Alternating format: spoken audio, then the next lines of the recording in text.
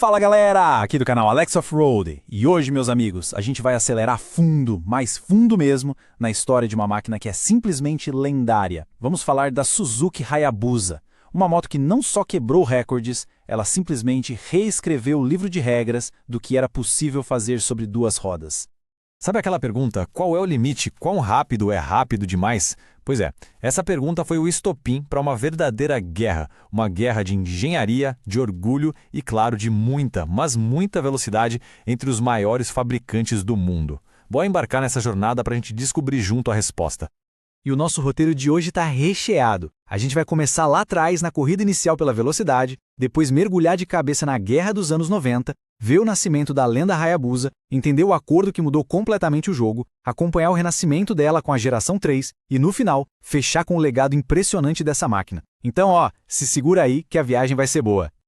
Ok, vamos lá. A gente precisa entender que essa busca por velocidade, essa obsessão, é tão antiga quanto a própria motocicleta. Desde que a primeira moto foi inventada, o objetivo era um só: ser mais rápido que o cara do lado. Simples assim. E a cada década, uma nova barreira caía por terra. Pensa só, em 1914, a Pop Model L foi a primeira a passar dos 100 por hora. Anos depois, em 49, a Vincent Black Lightning chegou e praticamente dobrou essa marca, uma coisa absurda para a época. E aí, em 84, quem não lembra da famosa ninja do filme Top Gun?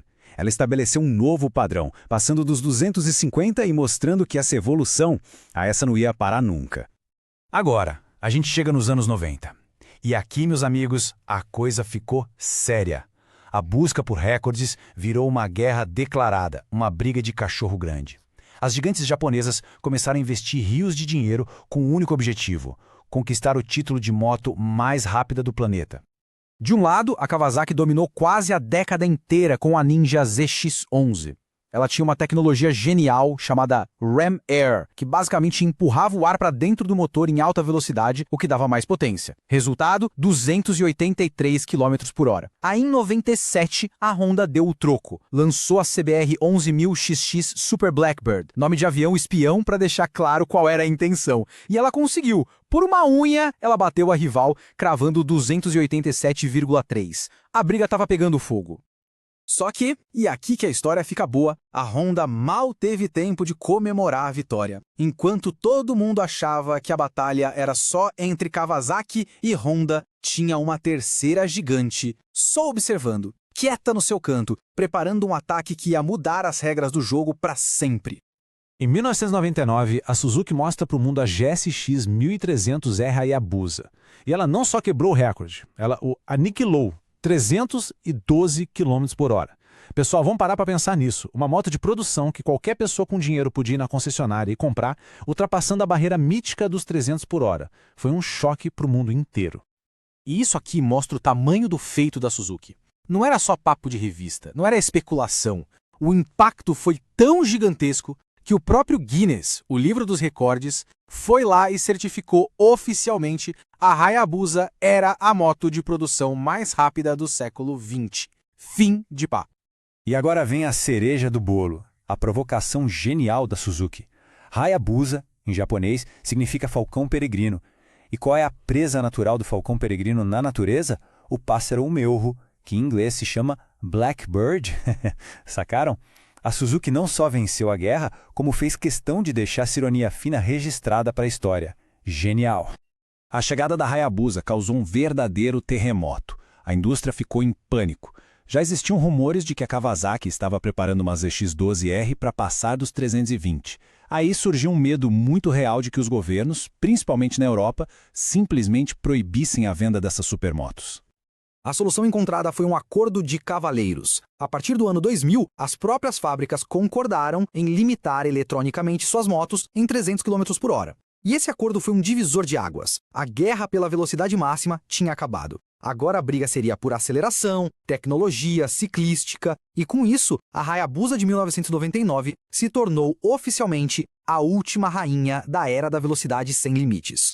Mas é claro que ninguém sossegou de verdade, né? A MV Augusta lançou a F4R 312, provocando com um nome Mas os testes nunca foram conclusivos. A BMW, anos depois, simplesmente ignorou o pacto com a S1000RR. A Ducati deu um jeitinho sutil de burlar o limite no painel. E a Kawasaki? A Kawasaki criou a H2R. Um monstro só para pistas que passou dos 400 por hora. Só para mostrar que a busca pela velocidade nunca parou de verdade. Pessoal, a história fica ainda melhor. E se vocês estiverem curtindo essa viagem no tempo tanto quanto eu, dá uma força aí. Estou com uma meta de 1000 inscritos, então, por favor, compartilhem o canal e deem o like, que ajuda demais a gente a continuar trazendo essas histórias. Valeu? Bom, recado dado, vamos voltar para a estrada. Agora a gente vai dar um salto no tempo para ver como essa lenda renasceu. E ela trocou a força bruta por uma combinação espetacular de poder e, olha só, uma inteligência eletrônica que parece coisa de ficção científica. A grande revolução da terceira geração da Hayabusa é essa caixinha mágica aqui, a IMU. Para simplificar, pensem nela como o cérebro eletrônico da moto. Ela tem sensores que leem tudo, inclinação para frente, para trás, para os lados, rotação, centenas de vezes por segundo, para saber exatamente o que a moto está fazendo em qualquer situação. E o mais impressionante é como essa IMU comanda um verdadeiro exército de sistemas de ajuda que a Suzuki chama de CIRSE. A gente está falando de 10 níveis de controle de tração que funcionam até com a moto deitada na curva. 10 níveis de controle para não deixar a frente empinar, controle de freio motor, quick shifter para subir e descer marcha sem embreagem. Cara, é um pacote tecnológico completo para extrair cada gota de performance, mas com uma segurança que era impensável antigamente. E uma das coisas mais legais disso tudo é que dá para mudar completamente a personalidade do motor com um simples toque de botão. O modo A é a besta original. É a Hayabusa nervosa com tudo no máximo. O modo B dá uma mansada, deixa a resposta mais suave para o dia a dia. E o modo C é o modo segurança total, para andar na chuva ou em piso ruim. É como ter 3 motos em uma só. Muita gente fala, mas a potência diminui um pouquinho. Sim, de 197 para 190 cavalos para atender às novas leis de emissões. Mas a sacada da Suzuki foi outra. Eles melhoraram, e muito, a entrega de força em baixas e médias rotações. O resultado é que, na prática, ela ficou ainda mais forte nas acelerações e retomadas, que é o que a gente mais usa. O torque máximo de 15,3 kg chega mais cedo e, para parar tudo isso, freios Brembus Tailema com ABS que funciona até em curva. É nível de competição. E é por tudo isso que a Hayabusa hoje não é mais só a besta, não é só um número de velocidade final. Ela evoluiu, ela se adaptou e criou um legado que vai muito, mas muito além disso. Foi a Hayabusa que criou, na prática, um novo segmento, o da Sport Touring de altíssima performance. Ela provou para o mundo que era possível ter uma moto que te levasse perto dos 300 por hora num autódromo e no dia seguinte te levasse numa viagem super confortável de centenas de quilômetros. Uma combinação que antes dela parecia impossível. E essa é a grande mágica da nova geração. Apesar dos seus 264 quilos, a eletrônica e o chassi são tão refinados que ela se tornou uma moto surpreendentemente ágil. Ela ainda tem aquela presença, aquele tamanho que impõe respeito, mas quando você começa a pilotar, ela se transforma. A lenda está mais viva e afiada do que nunca.